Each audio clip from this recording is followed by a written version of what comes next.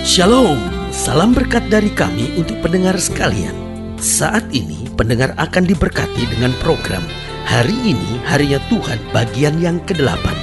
Sebuah program rohani tentang doktrin Alkitab yang menolong kita untuk semakin tertanam dalam kebenaran firman dan bertumbuh dalam kemuliaan. Bersama hambanya, Pendeta Gilbert Lumwendong, STH. Banyak orang merasa doktrin Alkitab sebagai sesuatu yang membingungkan. Tetapi tahukah saudara bahwa doktrin Alkitab intinya adalah memahami Alkitab dengan benar, dengan pemahaman yang sistematis, sehingga kita terus dapat tertanam di dalam kebenaran firman, sehingga kita terus bertumbuh di dalam kemuliaan Allah. Buka hati saudara sekalian untuk menerima berkat-berkat firman-Nya hari ini. Salah satu hal prinsip dalam mencari Tuhan adalah ketekunan. Jangan sampai kita hanya mencari Tuhan angin-anginan. Artinya kapan kita merasa ada waktu, saya cari Tuhan.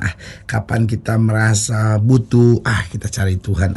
Kapan kita rasa lagi kecewa, cari Tuhan. Kapan kita merasa sedang kosong, cari Tuhan. Salah satu hal prinsip dalam mencari Tuhan, kita harus mencari Tuhan dalam ketekunan. Karena saya pelajari orang-orang yang mencari Tuhan angin-anginan gak akan dapat apa-apa. Karena Alkitab bilang jangan kamu sesat. Allah tidak membiarkan dirinya dipermainkan. Tetapi sebaliknya saya pelajari orang-orang yang mencari Tuhan dalam ketekunan yang pertama akan melihat mujizat dan kemenangannya. Saudaraku yang kasih dalam Tuhan, wanita pendarahan 12 tahun itu bilang gini, asal ku jamah jubahnya aku sembuh. Lalu she is crawling kata Alkitab, dia merangkak di antara orang banyak. Tetapi karena ketekunannya itu dia melihat mujizat dan kemenangan. Yang kedua saya pelajari orang yang mencari Tuhan dengan ketekunan akan dimurnikan dan disucikan. Karena makin kita mencari Tuhan, maka hati kita makin diluruskan oleh Tuhan, pikiran kita makin dimurnikan, hidup kita makin dibuat berkenan. Persoalannya ada banyak orang yang beragama tetapi hatinya gak murni, hidupnya gak suci, sehingga beragama tetapi justru dia pakai agama untuk melegalkan pernikahannya, untuk melegalkan perzinahannya, untuk melegalkan segala hawa nafsu sesatnya. Saudaraku yang kasih dalam Tuhan, tidak sedikit orang yang memakai agama, memakai nama Tuhan untuk menghalalkan segala cara, bahkan untuk pinjam duit, untuk memperkaya diri. Saudaraku yang kasih dalam Tuhan, ini jahat di hadapan Tuhan. Ini jahat di hadapan Tuhan. Kalau engkau tidak bertobat, engkau akan melihat dan merasakan hukuman Tuhan berat bagimu. Karena itu saya mau ingatkan buat saudara, ayo mari cari Tuhan dalam ketekunan. Karena orang yang mencari Tuhan dengan ketekunan, dia akan melihat mujizat dan kemenangan. Yang kedua, dia akan dimurnikan dan disucikan oleh Tuhan. Terlampau banyak orang memakai agama cuman untuk topeng-topeng kepalsuan, kemunafikannya belaka, sehingga agama sekarang dipakai sebagai kendaraan politik. Agama dipakai untuk memperkaya diri. Agama dipakai untuk melegalkan segala bentuk perzinahan. Sebagai hamba Allah saya mau ingatkan, kalau engkau tidak bertobat, engkau harus sadar engkau sedang mempermainkan Tuhan. Tuhan tidak akan membiarkan dirinya diam dipermainkan seperti itu.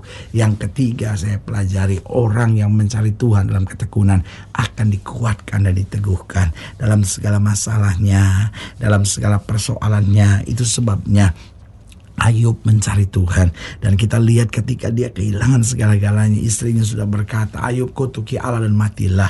Tetapi Ayub berkata, Tuhan yang memberi, Tuhan yang mengambil, terpujilah nama Tuhan.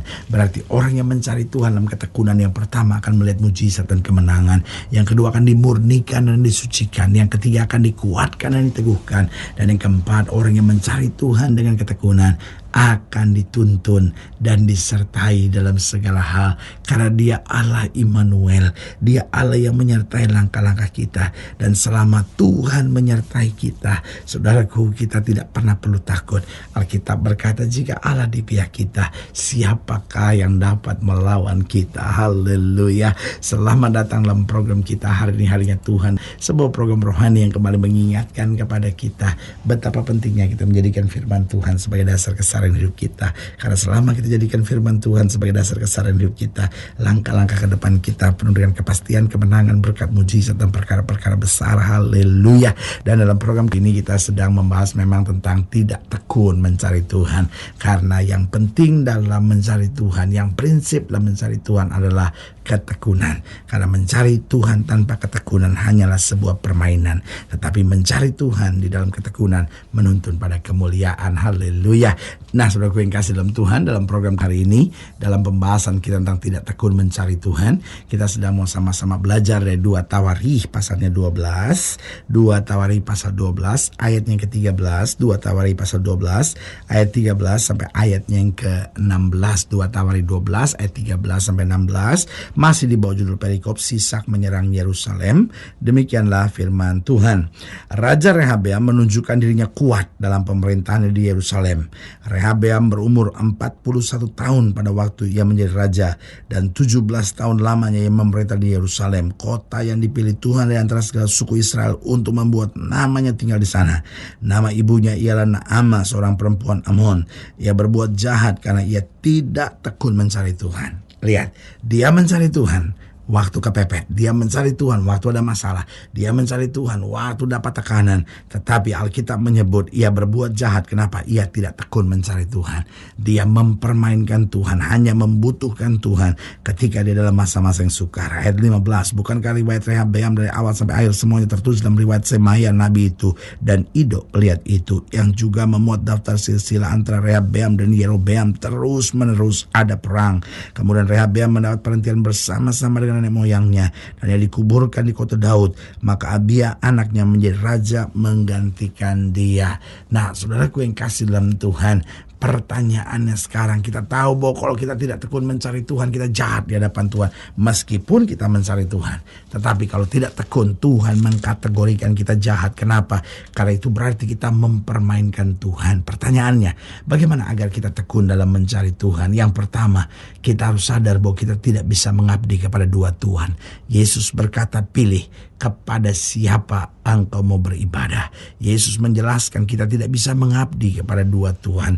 Oh, Yosua berkata, tentukan pilihanmu hari ini kepada siapa engkau mau mengabdi. Tetapi aku dan sisi keluargaku, kami akan melayani Tuhan. Saudaraku yang kasih dalam Tuhan, kalau kita mengabdi kepada dua Tuhan, hidup kita akan penuh dengan kebingungan.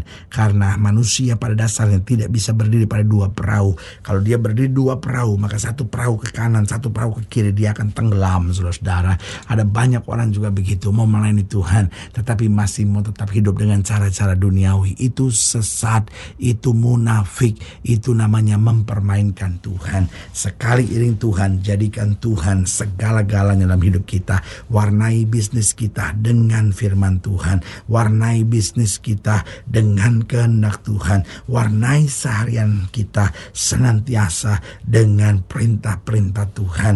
Karena kita nggak bisa jadi Kristen di gereja tetapi jadi orang dunia di bisnis kita. Saudaraku, waktu kita mulai mengabdi kepada dua Tuhan, yang pertama kita akan lelah, yang kedua kita akan jenuh, dan yang ketiga kita akan hancur. Yang kedua, bagaimana agar kita dapat tekun mencari Tuhan? Kita harus mengerti bahwa di luar Tuhan hanyalah kesengsaraan belaka. Di luar Tuhan mau seindah apapun, di luar Tuhan mau semanis apapun, di luar Tuhan boleh senyaman apapun, tetapi ujung-ujungnya hanyalah kesengsaraan. Tetapi dekat dengan Tuhan seberat apapun membawa kita senantiasa pada kehendak dan kemuliaannya. Haleluya. Dan yang ketiga, bagaimana agar kita tekun mencari Tuhan? Kita perlu taat pada tuntunan Roh Kudus, bukan pada suara hati nurani belaka. Karena suara hati nurani belaka dapat menipu kita, tetapi tuntunan Roh Kudus membawa kita pada rencana yang sempurna. Haleluya. Jadi bagaimana agar kita tekun dalam mencari Tuhan? Yang pertama, jelas kita tidak boleh mengabdi kepada dua Tuhan. Yang kedua, kita harus mengerti bahwa di luar Tuhan hanyalah kesengsaraan belaka. Dan yang ketiga, kita perlu taat senantiasa pada tuntunan Roh Kudus. Karena Roh Kudus yang akan memberitahu buat kita bahkan isi hati orang dan isi pikiran orang. Ada banyak kali kita pikir, aduh ini orang baik, tetapi suara Roh Kudus bilang hati-hati. Suara Roh Kudus bilang hati-hati, kamu tertipu. Lalu kita mulai taat dan kita berjalan kemenangan. kesenangan. Kemudian baru kita lihat, wah ternyata orangnya begini. Begitupun dalam langkah-langkah kita. Seringkali kita pikir ini untungnya besar. Tetapi kemudian Roh Kudus bilang hati-hati.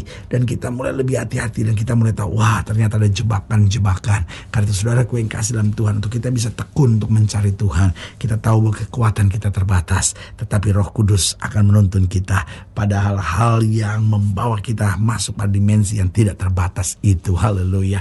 Dan yang keempat, bagaimana agar kita tekun dalam mencari Tuhan? Kita harus memiliki destiny hidup yang jelas di dalam rancangan kehendaknya. Ada banyak orang hidup tetapi tidak punya destiny. Apa itu destiny? Destiny adalah tujuan akhir hidup kita. Kita mau dibawa kemana? Destiny seseorang harus kita senantiasa libatkan Tuhan. Kenapa? Dalam kita melibatkan Tuhan untuk pencapaian destiny kita, maka kita tidak akan pernah kecewa. Karena dalam kita melibatkan Tuhan untuk mencapai destiny kita, akan disingkapkan kepada kita hal yang terselubung. Karena ingat, setan mau sudah cuma hidup untuk hari ini, lalu sibuk dengan memikirkan hari-hari kemarin. Tetapi orang-orang yang percaya kepada Tuhan, dia fokus pada hari ini, tetapi dia tahu ada destiny yang jelas. Dunianya hidup untuk hari ini. Saya mau berzina kek, saya mau minum mabuk kek, saya mau judi, yang penting saya ada, saya hidup, so what? Toh hidup cuma sekali. Itulah prinsip-prinsip dunia.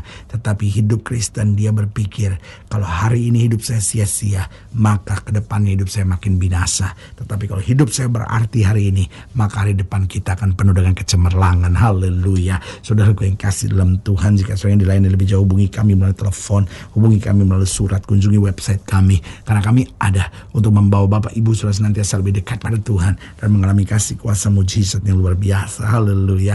Secara khusus melalui program ini juga saya mau berdoa buat setiap orang yang sakit, setiap orang yang berbeban berat. Karena saya percaya bahwa bagi Allah tidak perkara yang mustahil. Dan saudara yang didoakan secara khusus, boleh taruh tangan kanan saudara di dada dan kita akan berdoa. Mari kita berdoa. Bapa, dalam nama Yesus, hamba doa buat yang sakit, hamba doa buat yang berbeban berat, hamba doa untuk setiap mereka sedang menghadapi masa-masa yang sukar. Karena hamba percaya bahwa bagi Allah tidak perkara yang mustahil. Bapa, hamba berdoa di dalam nama Yesus, Tuhan jamah. Yang sakit Tuhan sembuhkan, yang lemah Tuhan kuatkan, yang susah Tuhan hiburkan, yang jatuh Tuhan angkat. Bahkan mereka yang taruh tangan kanannya di dada, karena mungkin selama ini hanya mencari Tuhan di masa-masa tertentu, tidak mencari Tuhan dalam ketekunan. Hamba berdoa di dalam nama Yesus, Tuhan jamah, sehingga anugerah kasih karunia berkat kuasa Tuhan bekerja sempurna dalam kehidupan mereka, dan mereka melangkah dalam rencana Tuhan. Di dalam nama Yesus kami berdoa. Haleluya. Amin. Saudara yang kasih dalam Tuhan, kita sudah berdoa. Ingat, Allah tidak pernah lalai menepati janjinya.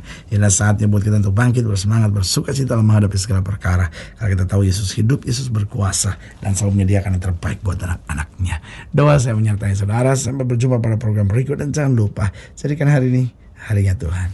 Haleluya.